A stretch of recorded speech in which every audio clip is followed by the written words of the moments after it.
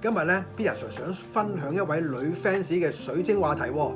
呢位女 fans 嚟揾我咧，佢都幫襯我買白水晶嘅嚇，包括手鏈啦、球形啦、原石啦嚇。點解佢咁鍾情於白水晶咧？咁佢同我講翻，因為Peter Sir，我睇咗你嘅片，你嘅水晶教導用咗之後，令佢好多事情都心想事成咗，真係可以咁講。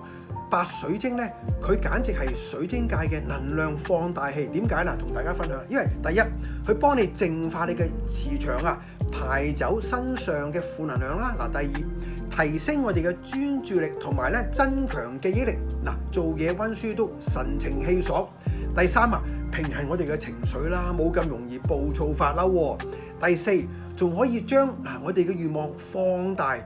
最正係連呢個情感戀愛都可以幫到忙添。